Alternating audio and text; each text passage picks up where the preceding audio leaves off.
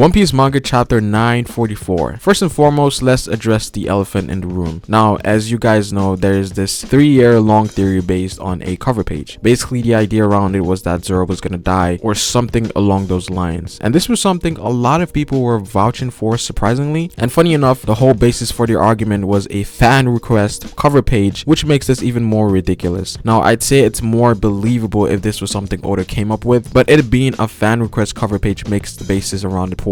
However, I do understand why people did buy into this theory, and it was mostly because of the subtle foreshadowing Oda did with Ace's death. But for people to think Zoro would actually die in this chapter is kind of crazy in my eyes. Absolutely no Straw Hat is dying until end of series, and even then, it's gonna be hard for Oda to pull that off. Now, this could be hinting towards something else that we're not aware of as of right now, but as of right now, chapter 944 has nothing to do with Zoro dying. I feel like this is something I needed to talk about before we dive into the madness that is One Piece chapter 944. First, this is probably one of the more heavy action orientated chapters we've gotten in Wano so far, because a lot of things were happening, specifically in the prison where Luffy is at and towards the capital with Zoro and Sanji. Now, I want to say it's been a while since we've seen Zoro care for someone other than the Straw Hat Pirates, to the point that he attacked the Shogun in remembrance of what they did to Yasuo. So we can say that this is something that affected Zoro greatly, and there's also theories out there saying that Zoro's master has a symbol that is similar to that of Yasuo's men. So again, that could be something that played into Zoro's justification to attack, so maybe subconsciously Zoro felt like something wasn't right. And I have to say that Oda is doing a good job of making Orochi look really scummy. Everything from smiles to how he treated the people of Ebisu Town is just straight up evil, and I guess this is the type of people the Straw Hats hate more than anything, a bit reminiscent of Spandam and the Celestial Dragon. Now, Zoro attacks Orochi with a 120-pound cannon,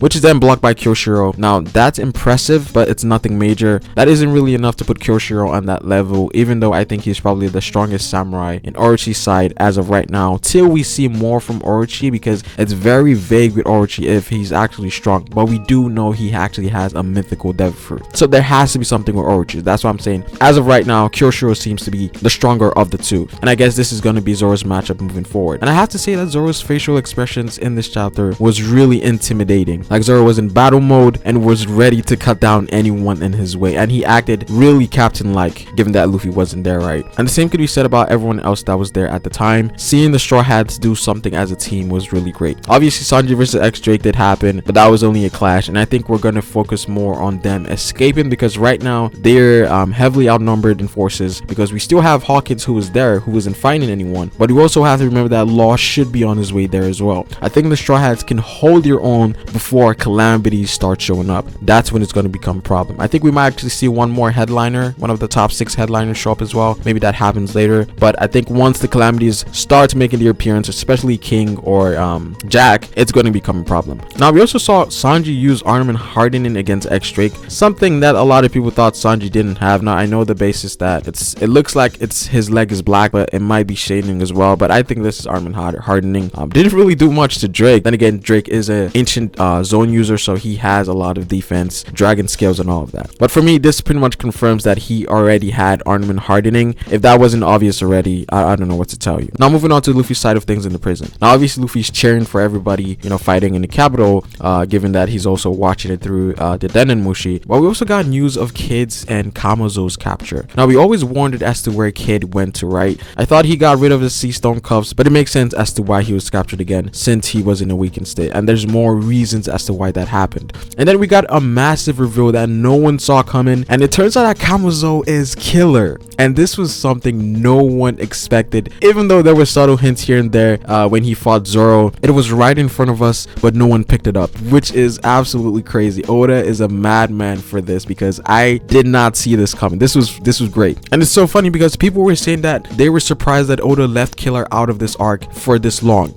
Well, it turns out that he was there the whole time, and I'm not gonna lie, it was pretty sad to see one of the supernovas like that. Killer of all people. It kind of reminds me of when we saw Kuma in the Review, right? And it turns out they even fed him a smile fruit, which makes sense now because he has the same side effects as the people of Ebisu Town. But his case seems to be more severe than the people of Ebisu Town, because Killer is a completely different person outside of the effects of the smiles, right? So there's definitely more to what really happened to Killer. From what it looks like, he somehow got brainwashed into doing Orochi's bidding, because he's not even responding to Kid, and you know, he's acting all weird, and it's weird. Something happened to to Killer apart from the smiles, right? Because there's no way, given his personality beforehand, Killer was a different person. He was the Ben Beckman of the Kids Pirate. So him acting in this way is definitely shocking. And this really sparks up a debate of Zoro versus Killer and him getting one shot. Obviously, I think there's too many variables to make a fair assessment at this point. But from this, we know Kid is gonna have a crazy comeback